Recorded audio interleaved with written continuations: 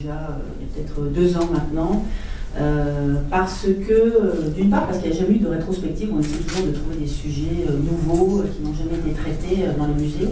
Et du point de vue de la mode, vous savez que pour moi c'est très important aussi, il y a eu l'exposition Pierre Cardin il y a bien longtemps, il y a eu l'exposition Saint-Laurent que j'avais organisée il y a 3 ans. Et puis maintenant, avec Jean-Paul Gaultier, il dit quand même, s'il y a un couturier qui dit quelque chose de pertinent, qui dit quelque chose de très juste, et qui a eu la vision de la société dans laquelle donc, on vit, ou la vision d'une société dans laquelle on aimerait vivre, c'est vraiment lui. Parce que donc, vous allez découvrir les œuvres, vous allez découvrir la haute couture. Encore une fois, je crois tellement pertinemment qu'il faut montrer donc, ce qu'est la haute couture dans un musée. Je crois tellement que c'est important de montrer donc, ces œuvres d'art comme des objets d'exposition, parce que nous, notre mission, c'est vraiment de montrer des choses que les gens ne peuvent pas voir. Et s'il y a bien une chose que les gens ne peuvent pas voir, ce sont donc les œuvres de haute couture, les robes de haute couture, parce qu'il y a très très peu de happy qui ont l'opportunité d'assister à des défilés, etc. Et ce que l'on voit donc, de ces vêtements, c'est effectivement ce qui est montré, souvent avec beaucoup de talent, mais au travers des magazines, des photographes, etc. Donc, de pouvoir donner l'occasion au public de comprendre la discipline, la virtuosité, le métier d'art qu'il y a donc, et qui soutient donc, vraiment ce secteur de la création qui est exceptionnel, voilà, ça, ne serait-ce que ça le justifie, point. Mais en plus, quand vous avez quelqu'un qui défend donc, une vision de la société, de l'être humain, de sa place, qui a une vision de la société qui est vraiment très tolérante, qui a vraiment, c'est une couture fusion, il y a très peu de discrimination, et notamment de discrimination en termes de critères esthétiques.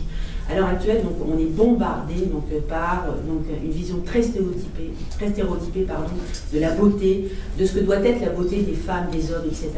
Et ce que donc Jean-Paul a réussi à créer, à amener, et toujours avec beaucoup de légèreté, d'humour, de gentillesse, il n'y a jamais de morale derrière, c'est pas un discours qui vous est asséné donc, avec donc, un marteau, une enclume, c'est un discours qui propose une vision très tolérante, très ouverte, très juste aussi, et donc qui propose des métissages, qui propose des inversions de rôle entre masculinité, féminité, qui vraiment contourne les codes de ce qu'est la vieillesse, la beauté de ces autres. Chacun de nous, nous avons en soi notre propre beauté. C'est un discours d'authenticité, c'est aussi un discours qui va chercher, une vision qui va chercher sur les fleurs de pavé, donc c'est vraiment sur le trottoir, tout ce qui fait que l'être humain est ce qu'il est, et peut aussi donc, être beau. Alors voilà, je ne vais pas monter dans un immense discours parce que je ne suis pas spécialiste du tout de mode, vous le savez, mais pour toutes ces raisons-là, je crois qu'il y a quelque chose aussi qui n'a peut-être pas été tellement dit, parce qu'on parle beaucoup de provocation, on parle beaucoup justement de la pertinence, etc.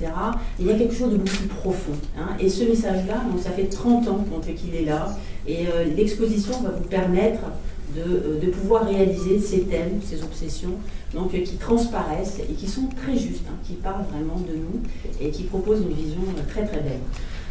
L'exposition, vous la découvrez en juin. Pour aller très vite, ça va être assez spectaculaire du point de vue de la scénographie, de la mise en scène, de la création.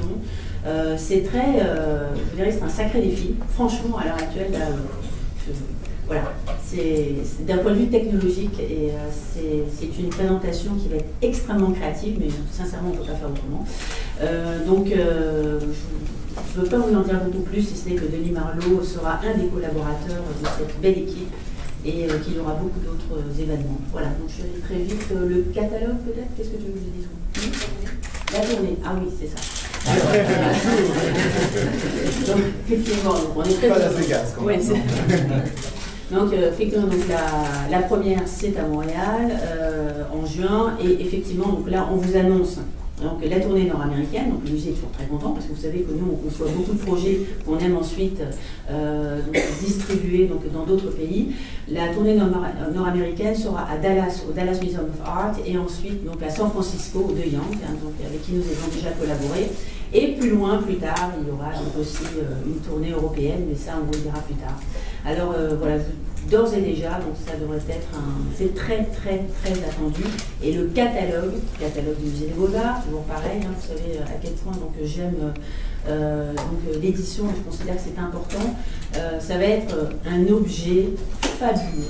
Donc vous avez une liste de contributeurs exceptionnels, ce sont tous les amis de cet univers de Jean-Paul Gaultier qui ont accepté de collaborer. Il y avait beaucoup vraiment de plaisir, je crois, et ça va être une source inestimable pour les archives, donc, puisque effectivement donc, il n'y a rien qui existe à l'heure actuelle, rien de très important. Et j'en profite aussi pour souligner donc, Thierry Loriot, donc, à qui j'ai confié ce très beau projet. Alors Thierry, c'est quelqu'un qui est allé chercher dans toutes les archives, donc, toutes sortes de documents que vous aviez d'ailleurs parfois oubliés. J'ai redécouvert, d'ailleurs je m'en souvenais même plus d'ailleurs, certaines choses. Donc merci de me faire avoir des émotions à nouveau.